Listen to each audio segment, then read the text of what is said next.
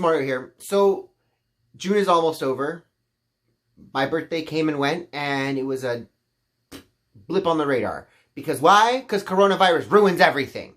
Ruins everybody's birthdays, ruins everyone's pride. Now BLM's over here taking over the LGBT.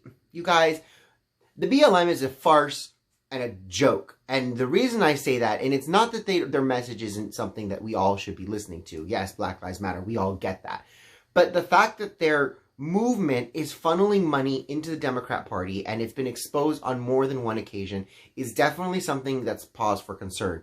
The other thing that really bothers me is the fact that BLM, according to their tax return documents, there's a Black Lives Matter Foundation here in Santa Clarita. That's like 30 minutes from me. It is one of the most affluent areas of Southern California, especially in Los Angeles County. If you're not living in Beverly Hills or Westlake, you're living in Santa Clarita. These are the areas where you are, you live high on the hog. So when I started doing my homework, because I'm an internet sleuth, I wanted to find out more. I researched the address. The dude is living in a $500,000 home, probably $600,000 home by now, because at least it was $500,000 in 2017 when they bought it. Yeah, Zillow tells you everything. And remember, land purchases are public records, so there's nothing you can do about that. It is a public record. So once we have your tax returns and we have your address, we can actually see when your house was last bought. And I know that your house was last bought in 2015, valued at $500,000. Why are you supporting Black Lives Matter? You're literally living the epitome of a white lifestyle. You're not living in a ghetto. You're not living in Chicago. You're not living in Detroit. You're not living in South Central or Watts. You're not living in these areas, but you're over here complaining about police brutality when you live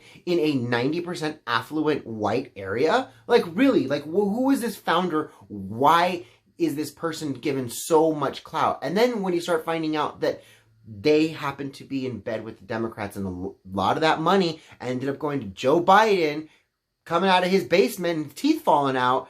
You guys, we all see that it's a farce. We all see it's a joke. And the part that really scares me is the fact that there are terrorists embedded in that movement.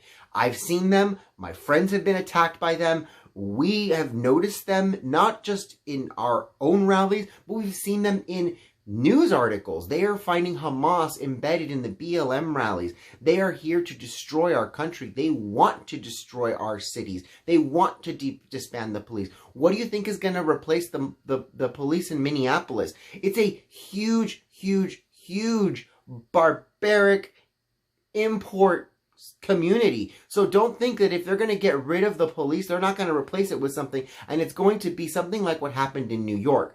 It started happening with a bunch of patrols going in and saying, you can't do this in our community, you can't do this in our community because we live here, you can't walk your dog, you can't walk around uncovered, and they started harassing people. Well, guess what? When they harassed the wrong kid, the Bloods came back and beat the crap out of them. It's not going to happen in Minneapolis because the people are soft, the people are weak. They have chosen areas of America where people are soft and weak, and they're just kind of like, oh yeah, shh.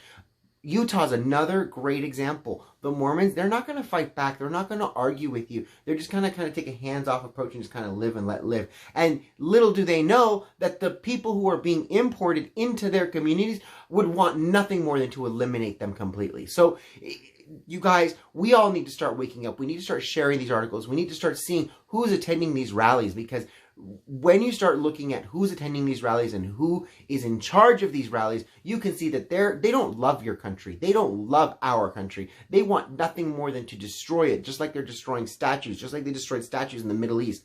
This is a pattern of behavior, and we need to wake up to it. We are not going to wear masks. We're not going to walk around looking like we just came out of the Middle East every single day, every single store. That's not going to happen. I will make fun of your masks. I will wear either a Halloween mask or something extremely outlandish because your masks don't actually help you. Because if your masks helped you, then we would have been wearing masks from the beginning. And Dr. Fauci has already said the masks don't help. It mitigates a little tiny bit. I've taken biology. I understand that I would much rather be exposed to a common cold than to be completely sequestered from it, because my immune system needs to learn to develop its own immunities, and it needs new challenges. This is what makes us stronger people, not hiding, not isolating, and not putting our head in the sand. It's time to wake up. 4th of July is our Independence Day. It's coming up on Saturday, and we are all going to be having backyard protests for our country. Mwah! I love you guys. I'll talk to you guys later. Bye.